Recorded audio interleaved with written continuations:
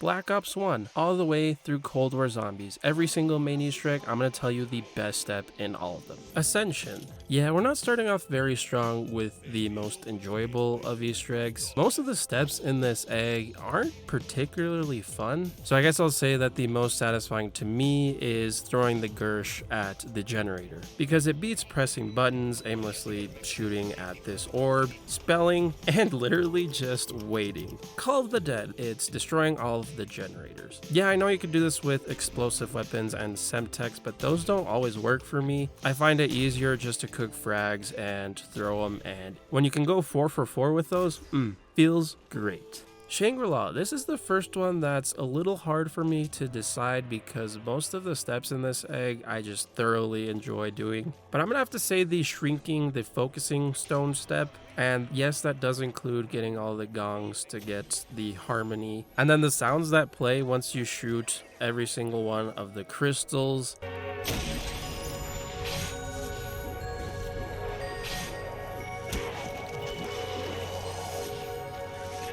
Finishing off Black Ops 1 is Moon, and I gotta say that my favorite step to do is the second Simon Says step, because I just feel so incredibly big brain when I can do all 3 of those games that they give you without having to write anything down. That's gameplay wise. Story wise, I'd probably say when you switch souls with Samantha, obviously. My 11-year-old brain was incredibly blown by that. Yeah, so we all know that Transit's Easter eggs are really well known for having fun and enjoyable steps. Yeah, no, this was actually probably the hardest ones to choose from. For Richtofen, I'd have to say actually killing zombies. It's the only step that I get even a little bit of enjoyment from.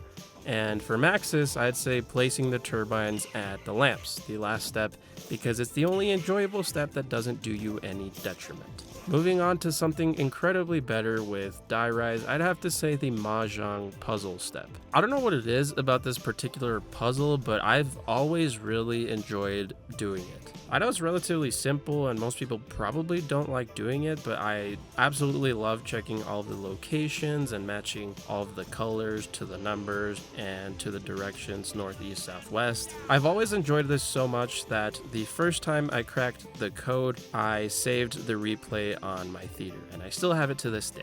Mob of the Dead is the audio drops, or these headphone looking thingies. You get a lot of exposition about the story through these, and I think it just fits the overall aura of the map. Buried Richtofen. Now, I'm gonna be completely honest, I've never actually done this Easter egg, but I'm still including it because I think this step is that cool. Is probably that cool, because I've never done it, of course. But is going into Round Infinity and searching your bodies for a switch. You actually visit your destiny or your future in order to complete your current Easter egg. That is just insanely cool and unique as heck in a map with an equipment that allows you to manipulate time. The time step for Maxis' side is cool as well, but I think my favorite step personally is the bell step in the witch's house. That's probably because I was always the one coordinating it in the witch's house. It's definitely a fun step to lead. I'm not sure how fun it is to actually be pressing bells. Probably not that fun, but definitely one of my favorites in WW2 Zombies. Origins. This is another hard one. Okay, honestly, I could see you choosing any step of this Easter egg. I think my close second would be building all the stabs because it's one of the most fulfilling and rewarding steps in Zombies history. But I'm gonna go with the final step, where you have to give up your incredibly overpowered stabs and it's just you and the zombies in order to finish the egg. I've always loved that aspect of this step. Exo Zombies Outbreak. I guess getting 50 key cards. All of the previous steps are meh. I guess this is the least meh step. Infection. Yes, I am still not going to revisit this trash map. Carrier, the Plinko step. The shark step is a close second, but I personally enjoy the Plinko step more. Now I know having to look up stuff for Easter egg steps doesn't make it great, it's not a great attribute, but to me, looking up the entire order of this step is worth it for the effects that are incorporated, and it's just really creative and makes really good use out of all of the tacticals and grenades on this map. Speaking of grenades, Descent is the grenade challenge. You get an unlimited amount, and if you have contact grenades, this is an absolute blast. Because you can't damage yourself, and these grenades actually do damage to the zombies. Shadows of Evil. I'm not particularly fond of any of these steps, so upgrading the sword because it's fun to wreck the Margwas with them. Durizen, the Corrupted Keeper step. This one's especially fun in co-op because one person has to take charge in each section, and it forces the use of multiple bows. This is the only step that actually does that. It's still fun on solo, it just gets better the more people you have. Zetsubo. This one's tough because fixing an elevator doesn't really lend itself to fun steps, but I think the spider boss is probably the most entertaining part of the entire process, even though it's not entirely fun after doing it for the umpteenth time. Gorat Krovi is the bomb challenge. Whew. That step is so cool. It's like the only step that every time I do it, it gets my heart going. Revelations, the first boss fight with the 4 stages. This one is always a blast, especially because the order is always different and any stage could catch you off guard if you're slacking. The Final Reich.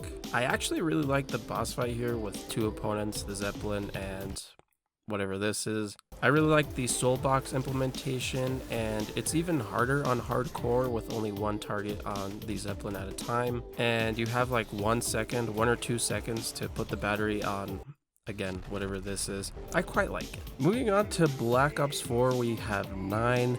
My personal favorite on this map is the Raw challenge. You're in a pretty constricted space and have to kill special zombies in a particular order. To me, it's like the perfect balance of difficult, tense, somewhat infuriating. It ticks all of my boxes. The honorable mention goes to the Zeus challenge, where you get an infinite specialist to wreck all the gladiators. That one's also pretty fun. Voyage of Despair, the planets. It's like Simon Says, but it's way better because you're literally shooting down planets and grabbing them. The time trial afterwards is the perfect end to this step too.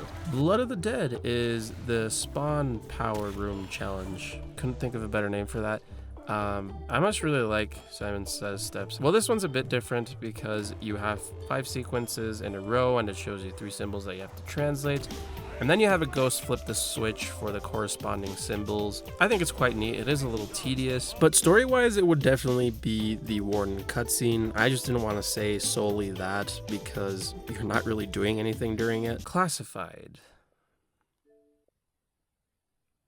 Dead of the Night, the Ghost Knights. The fireplace part to get the crystals for this is okay. I mainly just like the variation on the classic soulbox step. It also has a pretty stressful ending where you have to kill a werewolf right in the middle of them.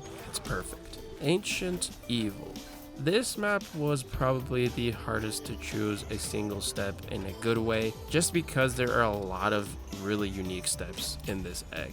I mean, there's the step with Charon's Gauntlet, the Cog and the second sundial step are both really satisfying, but I think my favorite is the Amphitheater step, especially in co-op, just like Durizen. I don't really have a reason, it's just neat, like most of the entire Easter egg. Oh, the music is top tier too.